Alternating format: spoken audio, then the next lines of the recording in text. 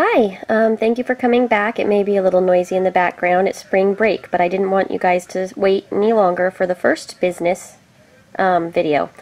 Now remember, this is based off of my experience and my own business growth and the things that I did to get here. So the very first question you need to answer is what your business goal is. Is it going to be just supporting your hobby? Are you just looking for money to help support your hobby habits? Do you want a little extra spending money or to help pay some of your taxes? Is it going to be a side business where you have a part-time job and you're looking to supplement? Is it going to be a full living wage income or taking over the world? Haha, I just added that. But anyway, those are all very serious questions, and it could be that you want to become a leader in an industry where your business is really strong. Now, I know that you are all interested in the miniatures, since that's what you're watching on my channel, but you really need to answer that question first. You need to be realistic about what your goals are, because that will help shape everything else. It will help with packaging, it will help with product line, it will help with the decisions of the way you need to make things or how you need to make things in cases. And we'll cover that later. I know that this is already a minute and a half. Now, while I'm discussing choosing your products, I'm going to show you some of the things that I have done in the past. Not things that I have sold, things that I've done. So this is Crazy Quilt. I hand stitched and embroidered on that. That's something that I really love the look of doing. What this brings up is for products. What do you choose as your products? Are you you need to think about two big things. You need to think about what you're good at doing versus what you want to do, what you like to do. Hopefully it's the same, but you really need to figure out what it is that you're good at, and you need to figure out what it is that you like doing, because the passion, it helps if there's passion there in what you do. But you also have to be realistic. Can you make a living off of what you enjoy doing? Now, this is something that I'm a very big novice at. That was my first Crazy Quilt attempt, and I haven't had time to get back into it very much, but I enjoyed doing that. With all the hand stitching, I doubted I could make a living off of that. Here is one of my drawings. It's of a tiger. The paper's all bent because I never had it framed. It's from and I've only had one drawing class as an adult. And then this is one of my drawings that's actually a drawing I made, but it's not an original. In the particular drawing class I was part of in college, they actually had us choose replicas from artists that we liked. And so I chose Junko Kitano, and it's just a color study. And here is a book of hers that I picked up in Japan. And although I love drawing, I didn't feel I had enough experience to actually make a living off of drawing either. I spin yarn. My spinning wheel's broken now, and I love spinning yarn, but that would be more of a hobby because it takes a long time to spin. I didn't think I could make a living off of that. Here is what my first business on Etsy was, and it failed. Not because I wasn't selling, but because I failed to note the price of materials and being able to replace bulk items in order to continue on business. So I invested quite a bit in the very beginning, but with jewelry, and these are all jewelry components. They're hand-done glass beads. But when you're looking at business, you want to make sure that it's sustainable, and that's something that I didn't learn the lesson of until I formed that business and decided I could not afford to do it any longer. So here is my knitting. That is actually done, I can't remember if I did that left-handed or right-handed. This blanket was done left-handed. This blanket is done left-handed. This blanket is done right-handed. And that's all knitting. So obviously I feel confident enough in my knitting skills where I'd feel I'd be able to sell it, but the problem is, would someone want to pay a price of buying a blanket like this when it takes a couple months to make and there's a huge expense in yarn? I also crochet. I crochet doilies and blankets. There's 2 of my crochet projects. And here's a funny little bear that I made. He's knitted, he's right-handed, and then there's a shawl about behind him. Okay, so those are the different things that I've done. And what you want to do is make sure that you can continue. You need space for things. This is something that, this is my batch of cakes last night. Some of them have fallen over, but these are the ones I made yesterday. It's very important to be able to use your resources wisely, so I always try to make as many as I can. So now that I've showed you all that, how do you choose your product? Now, I love knitting, I love crocheting, I love drawing. But I had to be realistic that there is a lot of people out there, and you have to look at the market, the existing market.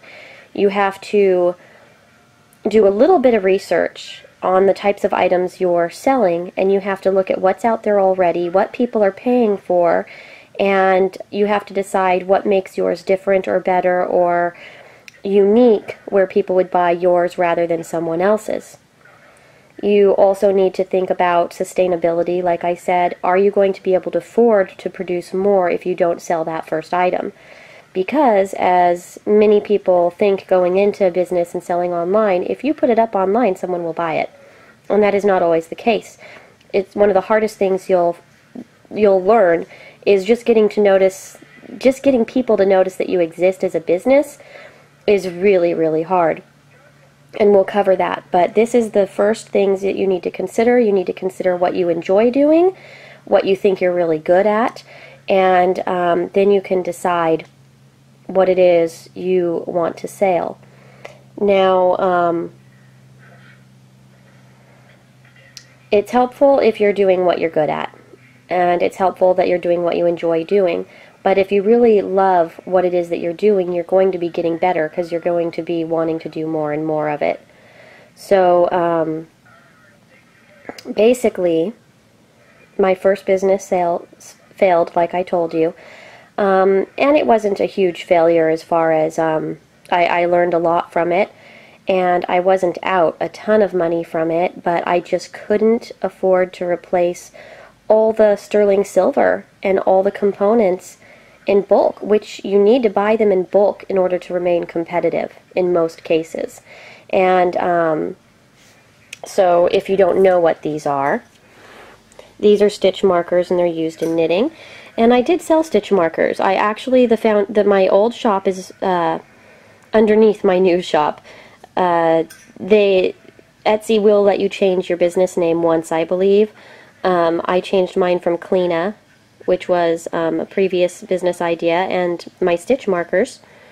And then once I decided to shut down and take a break from Etsy after the stitch marker experience, I did do a lot of reflection, and when I came back I changed my name. But knitters use these, and they were selling. People liked them, but the problem is you don't know what people are going to like and what they're going to dislike. You may love one of your products and think it's going to be a big seller, and it never move. And then something that you make might sell a huge amount of, but you already spent the money on the stuff that doesn't sell in addition to the stuff that sells. So if you are starting on a shoestring, you need to take into account being able to afford reproducing things if you're going to be able to. Now, if you are starting as a hobby, you can sell anything it is that you make. I mean, obviously I can't sell these drawings. These are reproductions from an art class, but since it's reproductions, I could get sued if I were to sell them. So you want to take that into account too. You don't want to infringe on other people's rights. But yeah, it's tough deciding what to do. The other thing you really need to make sure that you do is start looking at the to-be competitors that you'll have in the industry. So that means if you are doing miniature food, you're going to want to look at other miniature food artist shops. Feel free to take a look at mine to see if you could figure out what works for me, what doesn't. You could kind of get an idea of what they sold. You do not know how they're advertising, and depending on how long they've been in business, they've built up a clientele. But they all started from nothing, and I started from nothing. I started from a single miniature food and made more and more and sold them and built my shop, and we'll discuss that. But it would really be best if you start doing some marketing research now, if you haven't done it already, whether you've opened a store or whether you are just thinking about opening a store. Next, I'll get into the actual starting of a business itself, and some of the things you want to consider, and choosing your business name. So I hope that you enjoyed this video. It's a lot of just looking at my stuff because I don't like being on camera, but I also wanted to show you that you could do a lot of things, and you'll have to decide what it is you want to go product line wise. If you want it to be a hobby, you can do whatever you enjoy. You could make it a very country feel shop online. You can just separate them into categories so it doesn't look sloppy. But if you love doing other things, many things, embroidery, drawing, painting, miniature food, you can have a shop that has all those things. But those appear to be more hobby shops. It could be very beautiful, and it appears to be more of a handmade shop where you're a handmade artisan. If you're wanting to look like you're a particular business for a particular product, you also want to keep that in mind and maybe offer one type of product. So if it's miniature food or dollhouse replicas, you could have sections of those individually in your store, or you can, for instance, if you're making miniature food, it could be jewelry, it could be stitch markers, it could be miniatures for dollhouses, it could be hair accessories. You could put them on bobby pins. There's so many different things that you can do. So think about that before really moving on. Think about first what you expect, whether it's a hobby, a side business, you want it to eventually be a full living wage income, because I will discuss some of the options as we go along that would look good for those individual types of businesses. But I started off of a shoestring budget with pretty much nothing for the miniature business, and I'm going to discuss how I started that, because I know some of you will be starting with not a whole lot of money in your pocket, and you're wondering how you're going to turn that into a business. So I will suggest tips with that. The next one is going to be actually starting your business, choosing your name, and then the one after that will be probably setting up a shop. So let me go ahead and end this here, and you guys could go ahead and ask me any questions you want based off of how to decide what it is that you're going to sell. Or you could let me know if you are focusing on this as more of a hobby, or you want it to eventually be a full living wage income. Because, like I said, I will address those, but if I know what the majority of you are in it for, I could tailor it a little better. Thanks so much. Bye.